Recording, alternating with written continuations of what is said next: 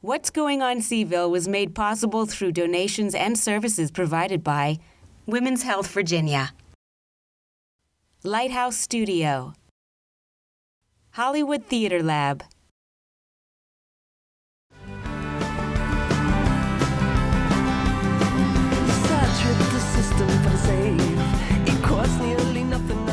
Welcome to the show, ladies. Thank you. Yeah. Carolyn, Merrick. You are a mother? Yes, I am. Can you tell me how or why you were inspired, how you were inspired to teach healthy sexuality education? Mm-hmm. Yes, I am a mother of 3 boys. They're all teenagers now. And when they were younger at their elementary school here in town, in Charlottesville, they went through a program called Healthy Sexuality Education from grades, some of them from kindergarten on onward. And initially I was terrified that they would be learning any information that had to do with the word sexuality in it at that early age. Scary word. Yes, scary word, scary concept. I didn't know what to do. So, but I was educated along with them as to how to teach it and what to teach and when. And through seeing how wonderful it was for them to learn this information early on, I became an advocate myself, and eventually incorporated into health programs that I was doing at other schools. And now I'm back at that school teaching the subject myself. So that's like the ultimate success story for their education program, inspiring you to go on and pay it forward. That's wonderful. Absolutely. Keiana. Yes. Keiana Mayfield. You are not a mother. No. But you are involved with many different levels of children, different age groups, different types of schools. Tell me a little bit about your experience with this education. Yes, so I basically started following Carolyn at some of the schools she taught at, doing the healthy sexuality education, until I transitioned to do the exact same thing myself.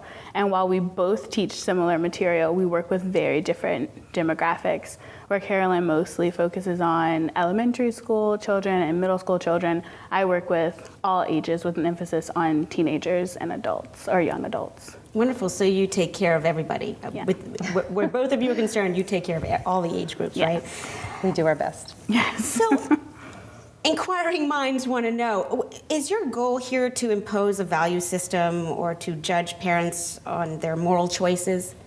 Or what are your goals for this sexuality education?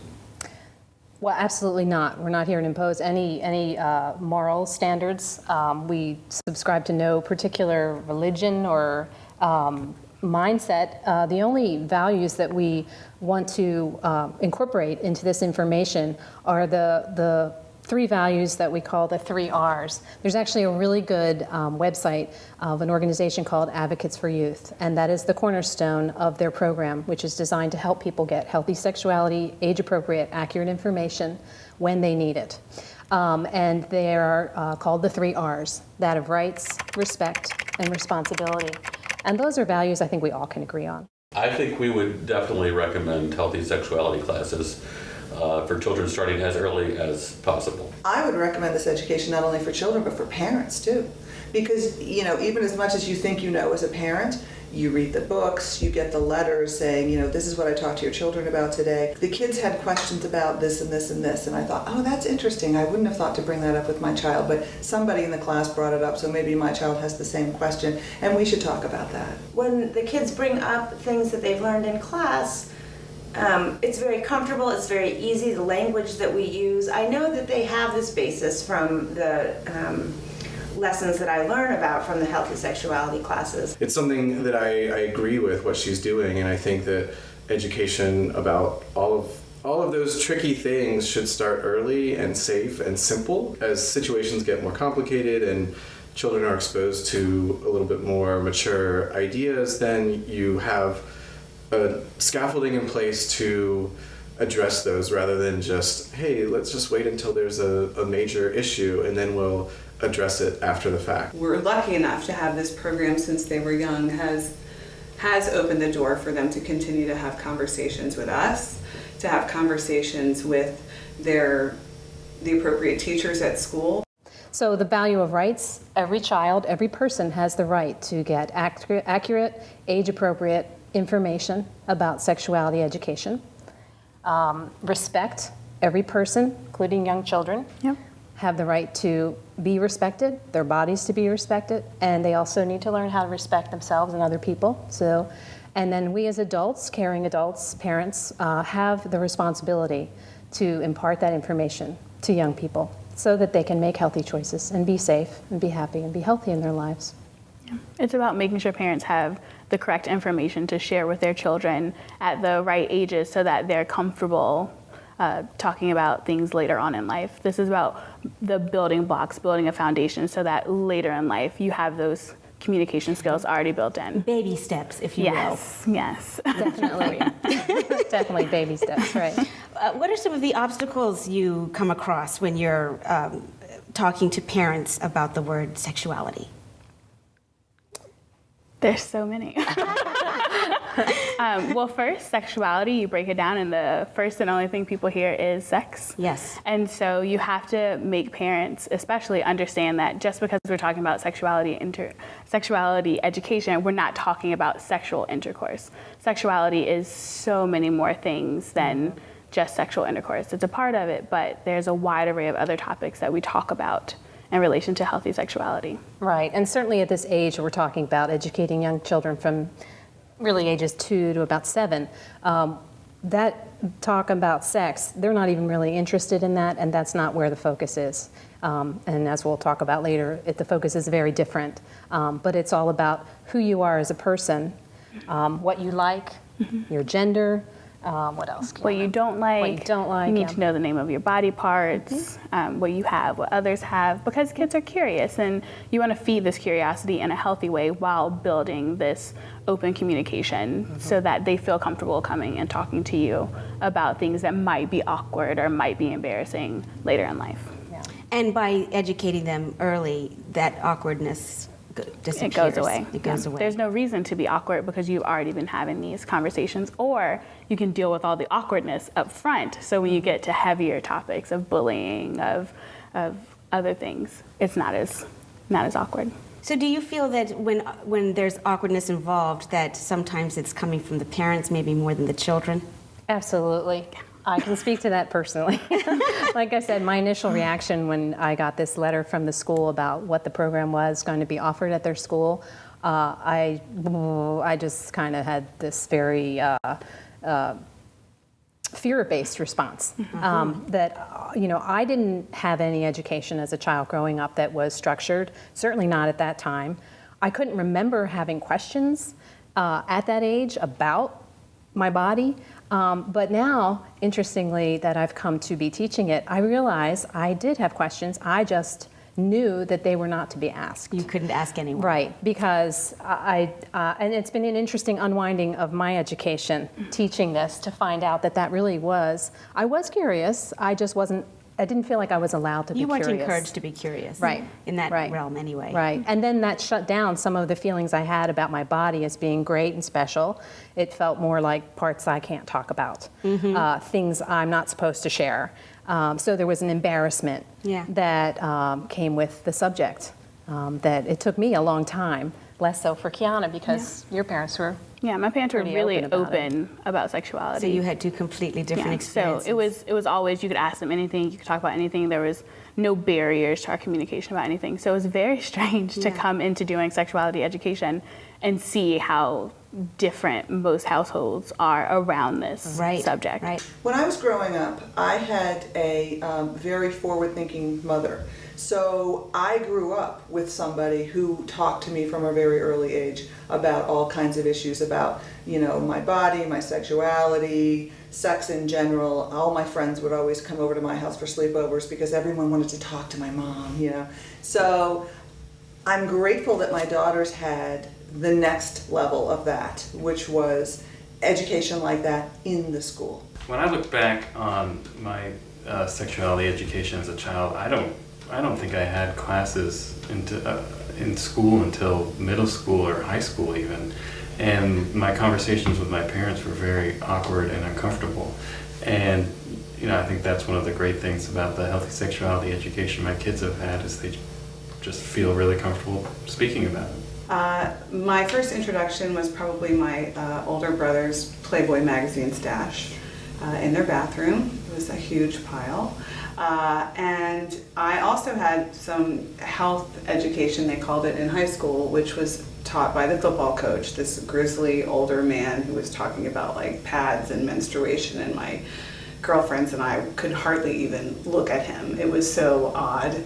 And then, you know, what we learned from friends, and not a lot of conversations really with my parents so much. My first experience with healthy sexuality education was in middle school, in 7th and 8th grade, in a trailer during PE time with a really uncomfortable and sweaty PE teacher who didn't want to be there, and a bunch of middle school kids who didn't want to be there. And I had obviously learned a lot from my peers before that point, but that was my first official exposure to healthy sexuality. Unfortunately, there are going to be a lot of people that probably have had that same experience growing up too. So whose responsibility is it to teach healthy sexuality? Is it school or is it home? In a perfect world, Yes. I would say it would be lovely if both taught, because there's distinct advantages to having it taught at schools and at home. But ultimately, I would say the responsibility really falls to the parents, that it's their job to begin sexuality education at home. They should be the primary sexuality educator, because ideally, in an ideal world, they're with the child their entire life.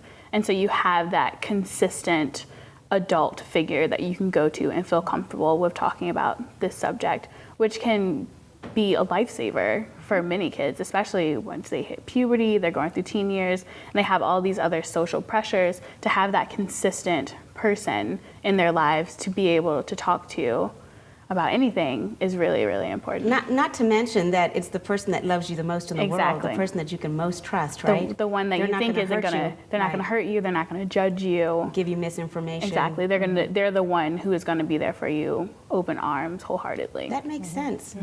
So this is a plea to the parents too, to sort of get on board with this. I'm curious about what some of the unhealthy strategies parents take on when it comes to sexuality education with their children. I think one is, my kids are never gonna have sex. Not until you're 30. Oh dear. I will lock them in the house. Yes, right. Definitely. So would that be considered just denial? Yeah, denial and like ignoring the issue altogether normally go hand in hand. Okay. So if I don't see it, it's not happening. Right. Yeah. Or, you know, just that head in the sand mentality, not wanting to look at it. It's really hard as a parent, I can speak personally, to look at your child and think someday they're going to be older. And I mean, it just, when you're looking at a little child, my mind would go there. It's like, oh, somebody's going to break his heart. Somebody's going to, you know, all those things they're going to have to learn, you know, tuck in the shower curtain when you turn the water on, you know, put some more protein in your lunch, and you know, date somebody who you know is going to care about you. All these things you're thinking of, and you look at this little one who's playing with their Tonka trucks or whatever, and it's hard to think, I need to start these conversations now. It's also hard to be like, you need to know what your body parts are. Right. You're playing with your Tonka truck. We don't need to talk about, you have an elbow and a nose and nothing else. Right. Yeah, and a chin. Yeah. Why should we talk about it? Right. And sometimes one of the major stumbling blocks is one I experienced. I didn't know how to start. I didn't have any education. So there's that feeling, well, I made it okay, you know. And that's very common. Look at me, I'm fine. But are we really? Right. You know, when it comes to self-consciousness. And Right. Could we be more fine? Right, Yeah. right. And Could you be better than fine? Could I be excellent? Yes, Right. that would be nice. Yeah, it would be great. Which leads me to my next question. So what are some of the issues that that young people have to deal with today with regards to, you know, sort of healthy sexuality, body image, and those types of things? Keiana, you're younger than I am. What are some issues? Well, if you're talking about the younger demographic, the 2 to 7, how many 2-year-old girls do you know that have a Barbie or play with Barbie? If Barbie was a real woman, she would not be able to walk because her body is so disproportionate. She would fall forward. My teens like to say she would snap in half because she can't support herself.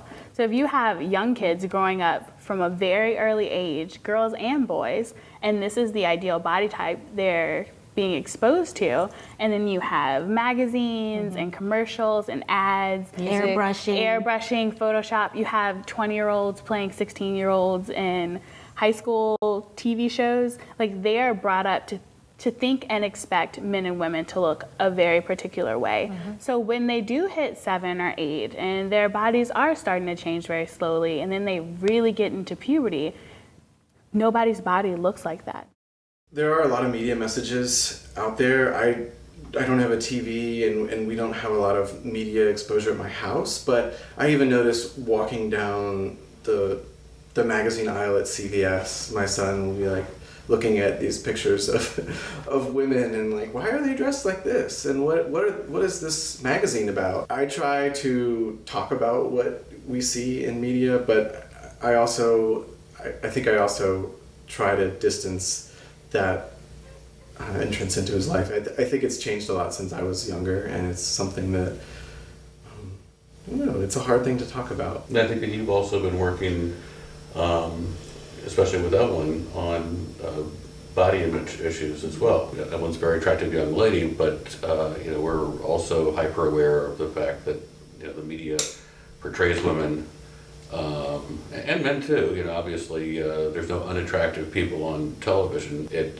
sort of gives you the impression that that's the standard, that's what you're expecting. You've been working hard to try to correct that with both of the kids. Right. Yeah. To say. And kind of pointing it out when you see it and say, okay, Yes. And now do you think that's really what they look like, or do you think that they doctored that picture? Right. There's some Photoshop going on there. As the parent of 2 daughters, this class was particularly important to me because of the effects of mass media, especially on girls. The messages that they're bombarded with from a very early age about their bodies and what their bodies should look like, what their skin should look like. And I think that really distorts people's feelings and girls' ideas about themselves and their bodies. And so this class is the perfect answer to that. It's a class where my 5-year-old is learning that her body is great just the way it is, and she happens to be Asian, and this is a class that's just very accepting of all bodies and all types and all things. And that's what every female child needs to hear. It's what every child in general needs to hear, but especially female children who are targeted by such a strong lobby of marketing people who need to sell their product by telling people that you're not exactly as good as you should or could be. And then you have girls and boys. We have manorexia now, which was unheard of 10 years ago, because people are trying to strive for this very specific body type. When you look at a magazine and you look at the model who's on the magazine, and in real life they don't look the same. So just body image alone is something that is included in the umbrella of sexuality, but can be backed away from because we don't want to talk about the media or talk about these ads that we're seeing because they're just there. Well, they're not going to go away, so the kids have to be protected somehow. Right. Yeah. And I would say it's a very narrow piece of the whole sexuality pie that they're being exposed to, and not always accurate and often harmful. Exactly. So it's really important to broaden that, and now is the time, when they're young, to talk about all the aspects of who they are as a healthy person and how to maintain that health. Exactly. Like how many 5-year-olds, they know what sexy means. Why do you know what sexy means? You're 5. But it's around them. They've been, it's permeating their lives. Music videos. Exactly. Lyrics. Exactly. So I think that some parents think that their children aren't aware of this. But when I teach my classes, I say, do you want to be the primary educator, or do you want the media to be their primary educator? Because they're going to get it from the media. And the media definitely isn't depicting a healthy body image or a healthy sexuality or healthy boundaries. I'm curious, though, because I have witnessed children acting a certain way when their parents aren't around, and then as sweet as pie when the parents are around. And so the parents may not see their children with this knowledge or this particular behavior. What advice would you give parents about that if they're not actually seeing it, but it's existing? Start talking early, because they've already learned that there are some things we don't talk about with the parent. Yeah. So we're going to act those out or talk about those with other people. Yeah, makes perfect sense. That would be my first. That makes perfect sense. That solves that problem right away.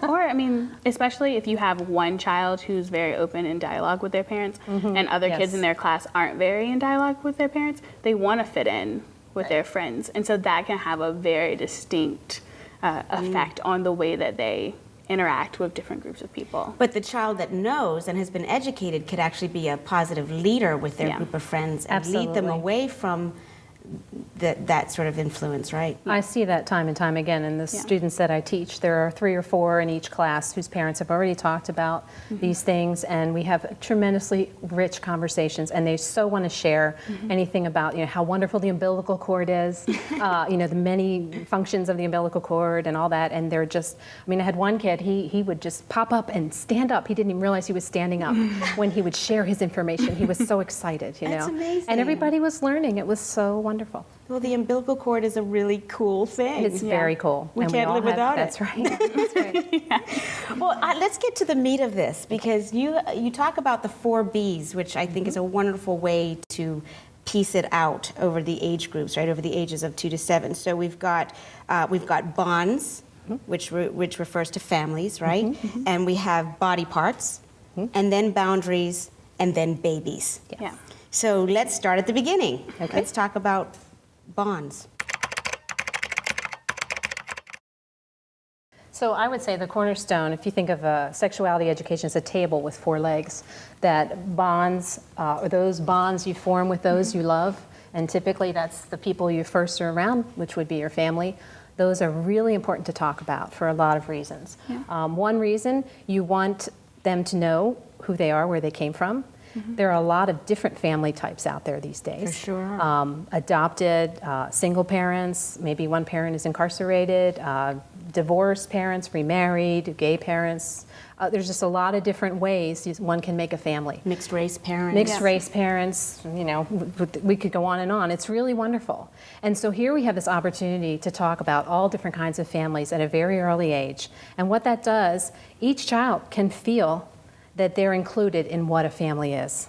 Each child knows that they belong. And that's huge. That's really huge. You don't want to create an other by not talking about a specific family type or Right. ignoring a specific family type, because then the kids from that family might feel isolated. So that's sort of Absolutely. exclusive, like Yeah. that's excluding Right. Yeah, we don't someone wanna- from we what's don't wanna- normal yeah. to you, correct? Yeah, we Right. don't want to create an other. So you try to That's make right. all of these scenarios normal, and with the Exactly. bottom line being, and to quote you, that they all love each other. That's Exactly. right. And that's right. what you have in common throughout the whole thing. That's right. Exactly. I think of the 4 B's, the one that's most important in our family, given that we're a family made by adoption, is bonds. And where there are not necessarily genetic bonds in my family, talking to my children about families are made up of people who love each other and who commit their lives to each other. And I committed to bringing you into my life, and it was the best thing I've ever done. And it's what I've always told them in the adoption vein, but to hear about it in this vein is just reinforcing of what I've always told them. Because we come from a less traditional structure, Jivan, my son, is exposed to a lot of different things in class and different family styles, and because of Carolyn's program and what I try to incorporate into his mind and his ideas of family, it helps to shape what is okay. I think a lot of kids don't know that there's different family styles and lifestyles. And you normalize diversity rather than, oh, you're weird, you're different than me. And that is, again, another huge thing that you can carry on throughout your life in every aspect of who you are. To create an environment, just think about it, where you're teaching your child how wonderfully exciting it is to have diversity.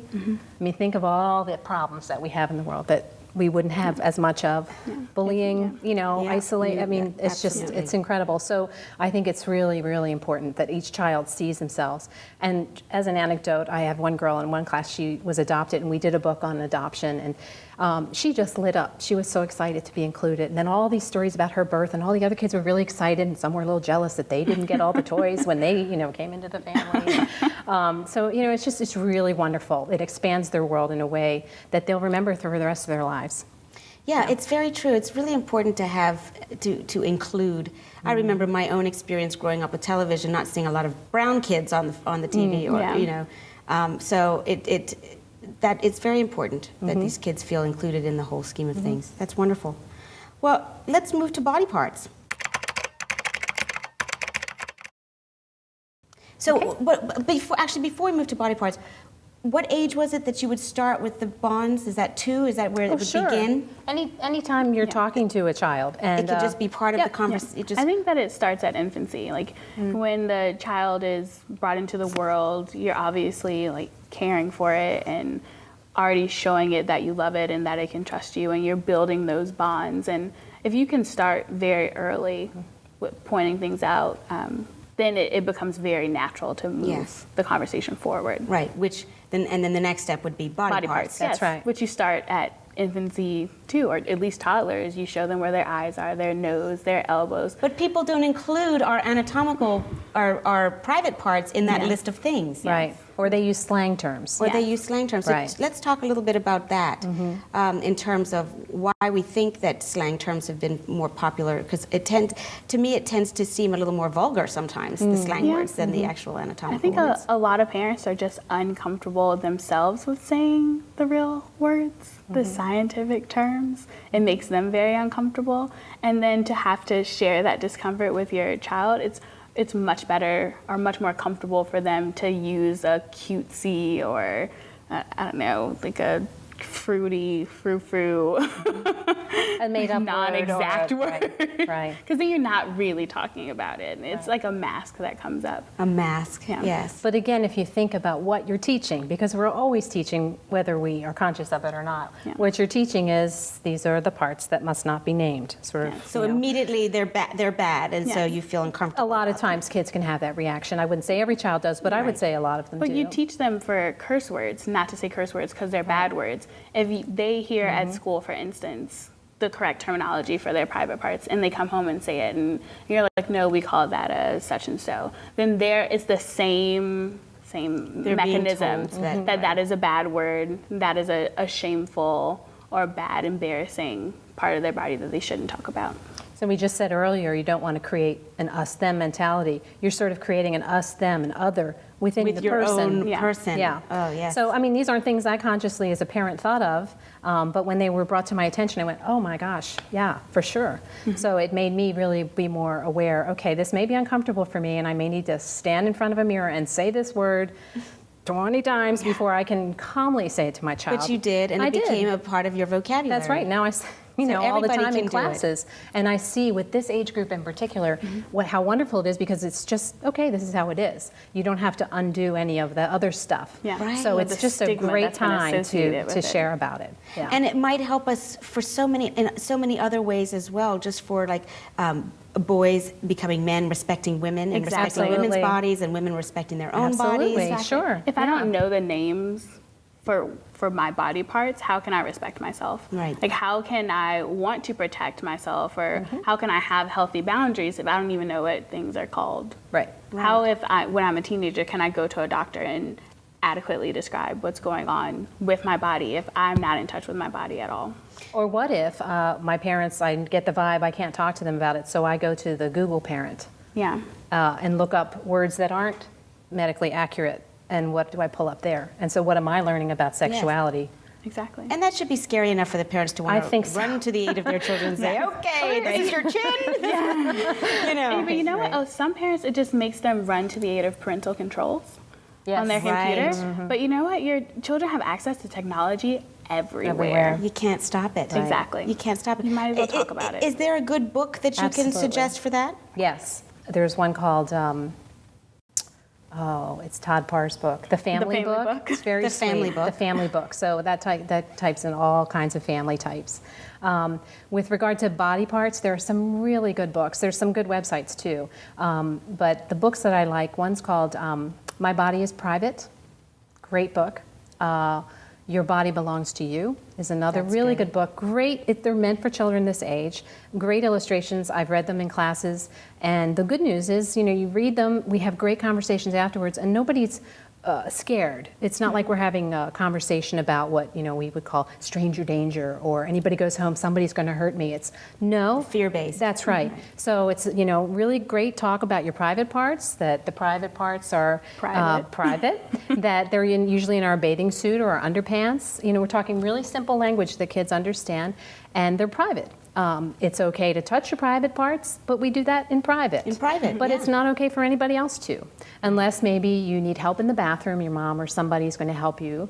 Or if you're at a doctor's office, and even then your parent would be there. Right. So that they know that, they understand. And they feel good about it and not scared about it. Right, and it's okay, it's normal. Right, You know, exactly. and then you can build on that conversation. Some hints or tips that I would give to a teacher or parent about healthy sexuality and teaching about those topics would be to start early and to keep it really simple and safe and fun and establish a relationship with the child so that they feel comfortable coming to you to talk about these things, because if they don't feel comfortable talking about it, it might be something that's quietly kept for a long time and then not addressed until it's a severe situation or something that they feel uncomfortable about. Start early, make it normal.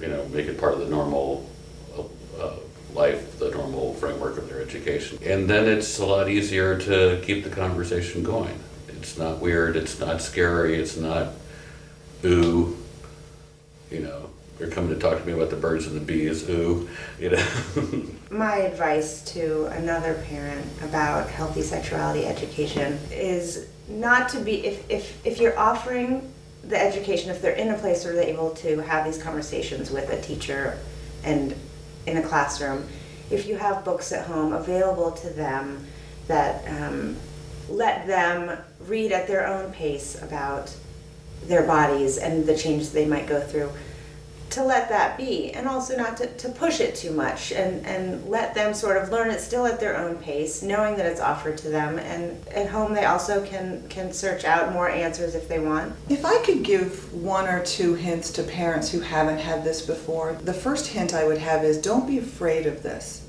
Because of how some parents were raised and how some families talk about sex and families and who makes up families, some people are really very apprehensive about this, and what is my child going to learn, and is it going to be appropriate, is it going to mesh with what I want my child taught? I would say to them, don't be afraid of this, embrace this program, because this is the best of the best. This is talking about things that your children need to know in a way and in an age when it just becomes naturally part of their understanding of themselves. Then you can build on that conversation about what is a healthy boundary. So now you have the nomenclature down. The framework is in place. Right. That's right. You've had these conversations. They feel comfortable with it. You hopefully do.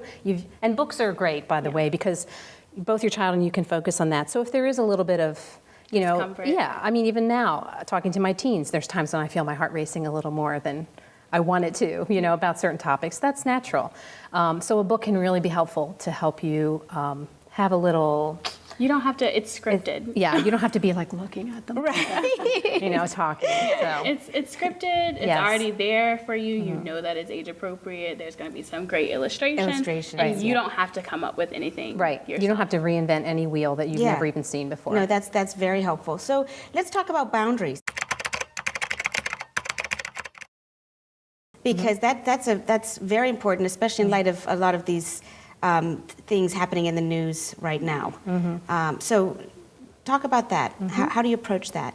Boundaries, if you don't have bonds and body parts down, is very difficult to talk with a young child about, because they won't. So you shouldn't skip to the third B, is what you're saying. We're going to start with boundaries. They all go together, as They you can do. see. Like Sure. we've been moving very fluidly through each B.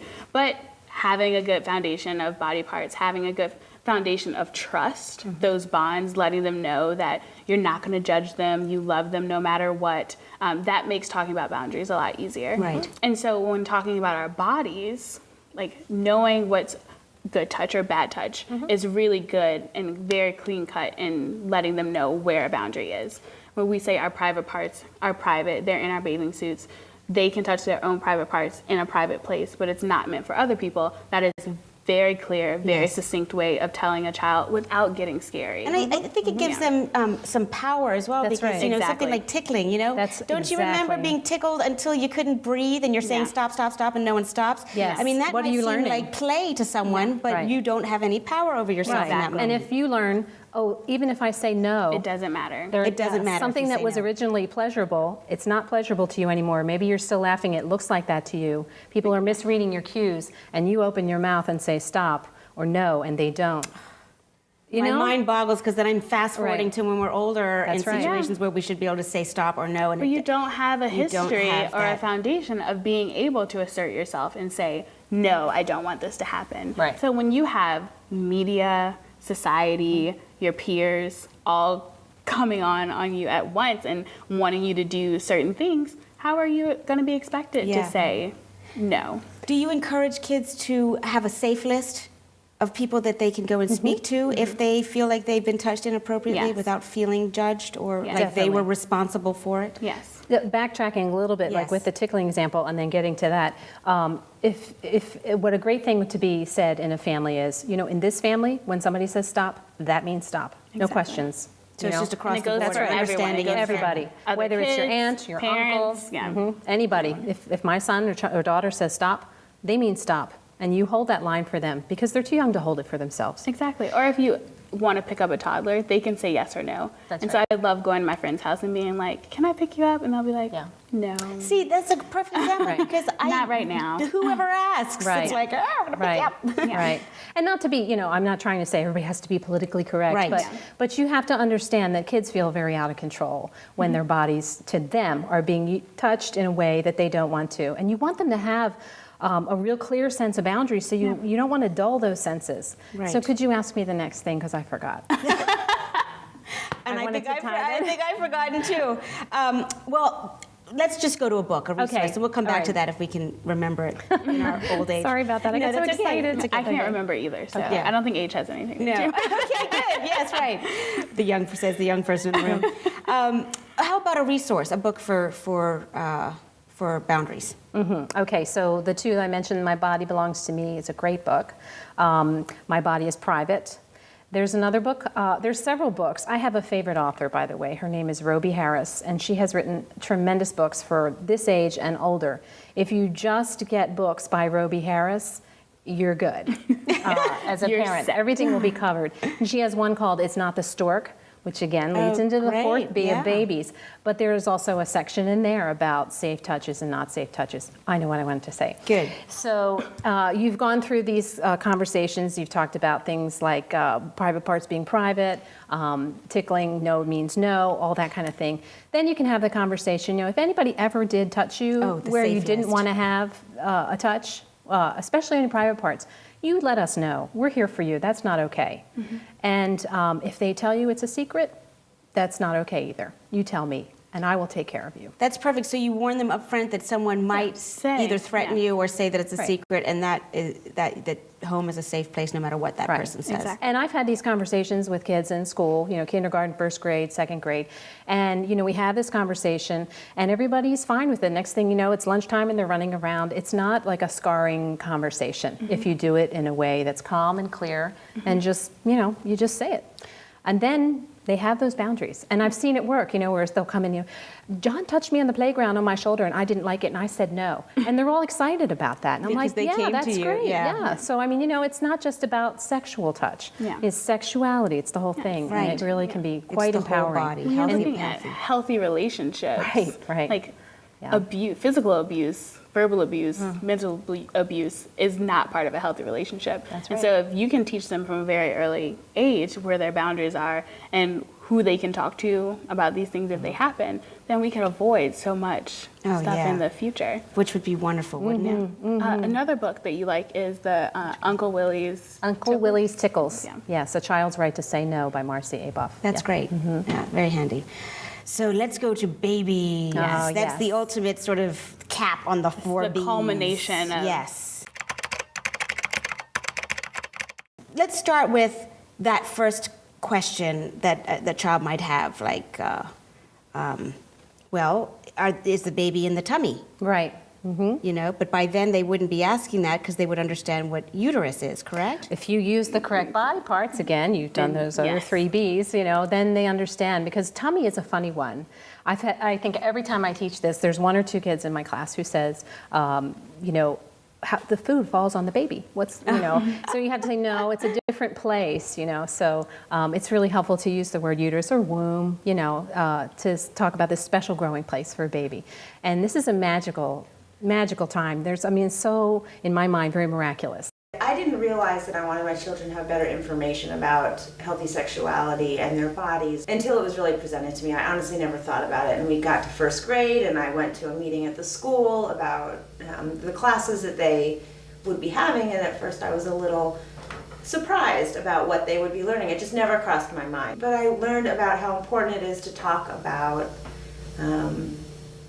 how they can feel comfortable in their skin. It starts much earlier. It's friendly, it's safe. Everyone feels really good about it. The kids feel like it's something that they're curious and they want to learn about it, and it's something that is new in a way, but it's something that they've always thought about but never maybe had answers to, and because it's something that a lot of families don't talk about at an early age, the kids, it's one of their first exposures to these ideas in a public forum. They seem to take sexuality classes, and the information and lessons are getting very much in stride. Because they started early, it doesn't seem at all strange or different to them. It's something that's been part of their schooling all along. I allowed my daughter to take and participate in the healthy sexuality class because it wasn't really even an option. I mean, I was so thrilled that was a choice that they got to make, because I just believe so strongly in the class and what it teaches children. There's a certain window of opportunity where children understand and need to learn about these things, so it becomes very natural. You got to get them when they're young. And at that age, what tends to be, what area do they tend to be more interested in? Is it how the babies are conceived or where they're coming from? Where they're coming from. It's geography. Yeah. They just want to know, where is it? Again, is the food falling on it? Right. If you eat ice cream, does the baby have a spoon in your tummy, and then the baby's also eating ice cream? Right. They want to know where it is. Right. Location.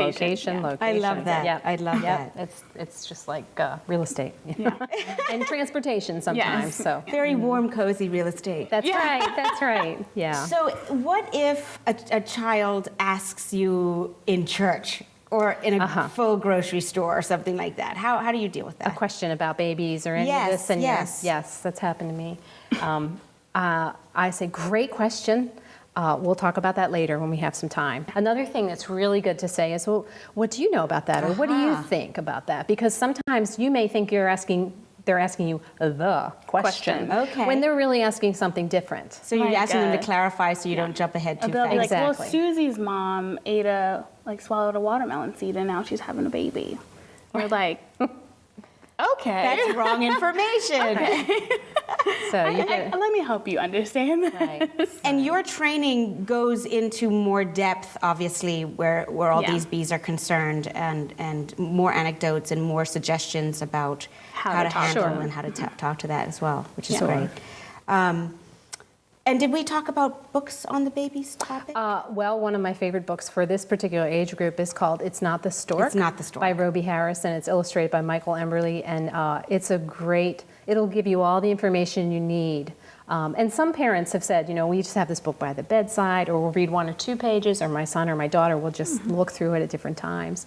That's a great book. And there's a lot of really good books. There's some good online resources too. Off the top of my head, I can't think of any. But Advocates for Youth is a great site for parents. Advocates for Youth. .org. Yes. They have all kinds of information. You could spend days on there looking up. They pool resources. Anybody has any good information that's on there. Yeah. And then Women's Health Virginia, you could always email Women's Health Virginia. Yes, wonderful. And we'd be happy to tell you the books we mentioned here, and and more information too. Yeah. Excellent. And that way, if they ask you a question and you say, we'll talk about that when we get home, you can have your little freak out in the bathroom. Right. You can prepare yourself for the talk. Go to the computer. Go to a really exciting time. It really website is. and get the information you need. It just sounds like such a wonderful opportunity to bond with your child for life. Absolutely. Because they'll always come to you, even through those hard years, right? Exactly. Or they may not, but they know they could. They know they could. Yeah. And they have their books. Yeah. I mean, everybody's different, so how. I know that you said that sometimes children will say, does the hamburger or ice cream fall on the baby? Can you think of any other funny things that children might ask about babies or state about babies? How does the baby go to the bathroom is a big one. Yeah. That's a good one. When it's in the mom's tummy. I'm trying to think. Yeah. I had one. And that obviously is the umbilical cord. Right. The umbilical cord takes care of that. How you get a yeah. belly button? I've had kids ask me, but where is its toys? Where are the baby's toys? Oh, okay. And how do you answer that one? They don't need toys right now. Like, all they're doing is sleeping and growing and kicking and... The kicking. A lot of kids will tell me, Yeah, I kicking. used to kick my mom really hard. They love to talk about that, So with parents sharing stories, that's a great thing. They love to talk about when they were inside of you. Yeah. Or That's they had wonderful. brothers or sisters, so. Yeah. So now the children have all the 4 Bs, and how do they respond to this? I mean, how in your experience have you seen it working? Well, they don't become like automatronic children who are like, this is my body part. You're going to be at the grocery store and they're going to be talking about their private parts and running around, and that's not what happens. I think parents think that, oh my God, if I tell my kids what the actual names are for their private parts, they're just going to like scream it from the hilltops. There can be some of that initially, but it really dies down pretty quickly. So That's and funny. you just go, okay, So, but they just seem very normal, very happy, very well adjusted. I don't think there is a big... Because it's No, just I don't- part I of don't- them now, right? Yeah. It's It's more not of an like a- interior thing, I suppose. I think it's less than a change, more of a development. Yeah. Where they're more, they continue to be safe, happy, and healthy, and feel that way, and know that they're empowered, and so it just propels them into the next level of life where you want to have those skills to your avail. Yeah. That's wonderful. I like that. It's more of a development. And it is. It's something that you want them to carry for the rest of their life. We like to tell parents that we teach healthy sexuality. You can call it healthy sexuality education. I like to call it life skills because these are skills you're going to need for your Definitely. entire life. And so we tell parents, if you're your child's primary educator, you have the correct information, you have this open communication at home, those children are much more likely to delay first-time sexual intercourse than children who don't have that conversation at home, because they are confident in themselves, they know their body, and they know their boundaries. Yeah. And well, this leads me to what you're teaching, the peer education. Can you tell us a little bit about that? Because I know you've got some very sensible teenagers that you've trained. I hope so. Yes. So the Teens Taking Action program is a peer-to-peer education program that teaches teens comprehensive sexuality education, and then they can use that education to do presentations to other teens in the community. We find that teens can tune out adults, but they normally listen to their friends. So we have it formally. They go out and do these presentations about all sorts of topics. They do media, they do body image, because we're looking holistically. Again, sexuality is more than just sexual intercourse. There's the whole rest of the person that you need to take into consideration when you do this education.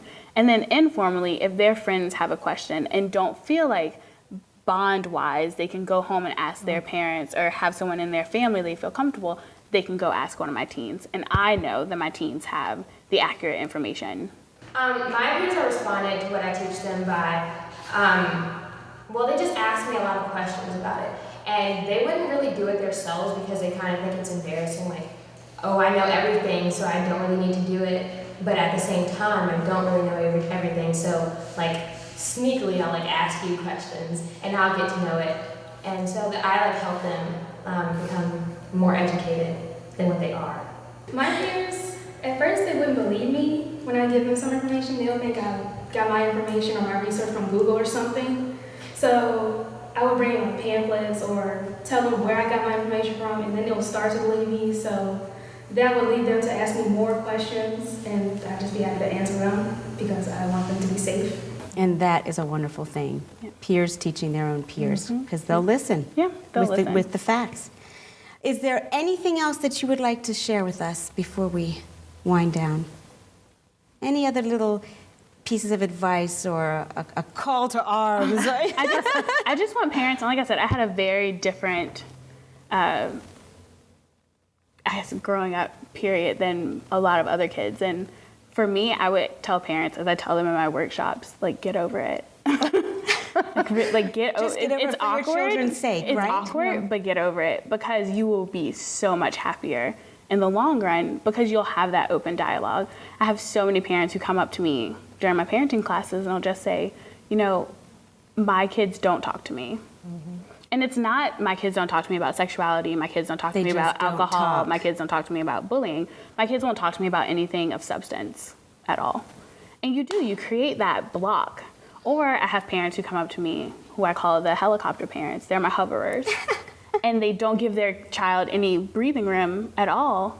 And they still say, my kids don't talk to me. I'm with them all the time. Because you're always talking. Exactly. Boundaries are for the child and their friends as well as the child and their parents. And they need to know, yes, I can talk to my parent about anything, but if your bond, that trust isn't there, then it's going to detract from the communication. So both ways. You just have to be open. And you know your child. If you don't think that they're ready to start reading these books at 5 or 6, then use your discretion. That's right. Yeah. Yeah. I would just say if I can do it, anybody can do it. Totally true. The way I was raised, I love my parents. They did a great job, but there was no one giving them any information when they were younger. It was very difficult for me to wrap my brain around this idea. But now that I have embraced it and obviously am teaching it, I am a convert and an advocate. And so anybody can do it. And it's really, really important work. As you said, what can come down the pike? This is such preventive work. Yeah. There are so many things that young people and us don't have to go through if we learn these basic building blocks and continue to build on them. The world could be such a different place. As the girls grow up, I want most for them to be able to know how they're feeling in a situation and be able to read, am I comfortable with this? Am I not comfortable with this? Is this a good idea? Is this not a good idea? And what do I want to do? How's my body reacting to this situation? And I think that if they can find that inner strength, which I know that they learn in this healthy sexuality education, they can face any situation and be confident in whatever they decide. There's so many things that I want for my children, but I can cross one of them off the list. I want my girls to grow up with a very healthy sense of self and a sense that they are in control of their own bodies, that they have options, that they have the ability to say no, that they have control over their bodies, that they have a really good, healthy understanding of their bodies.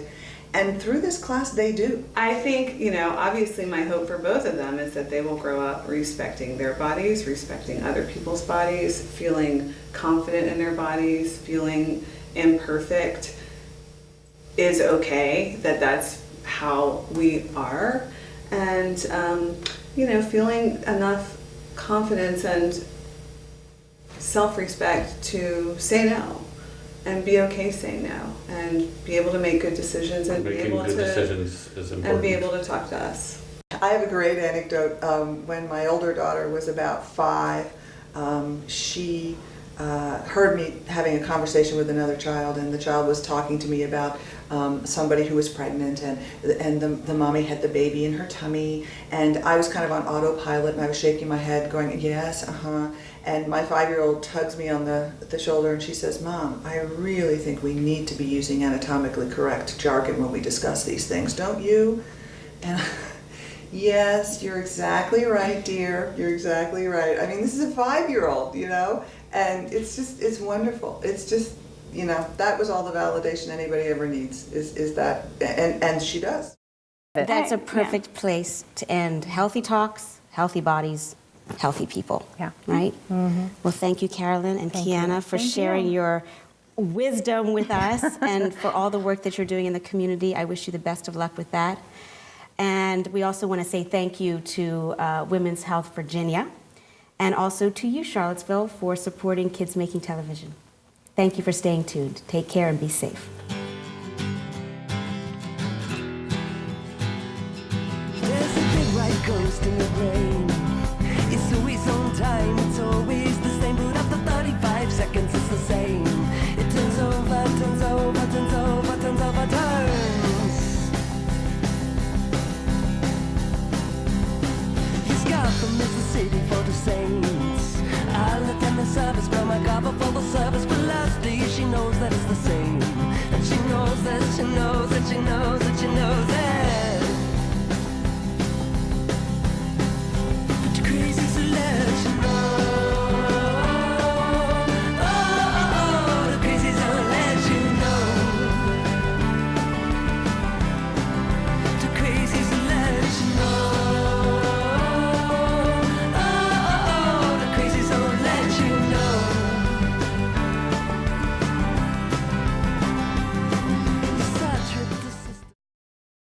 What's Going on Seaville was made possible through donations and services provided by Women's Health Virginia, Lighthouse Studio, Hollywood Theater Lab,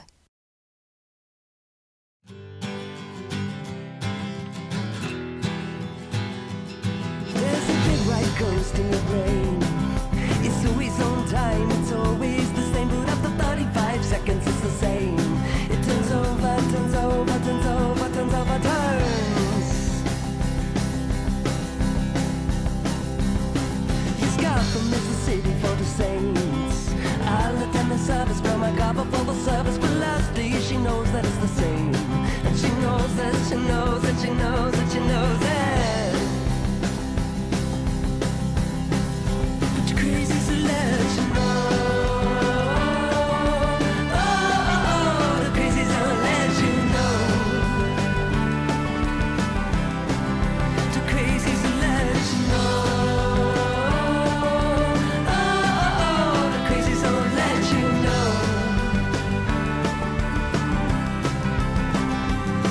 Yes, I tripped the system for the save.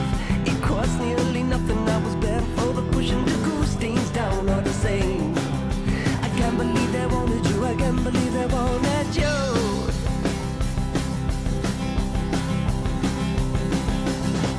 Rabbit, rabbit, said the lady to the same. Oh, has she grown up? I see that she grown up.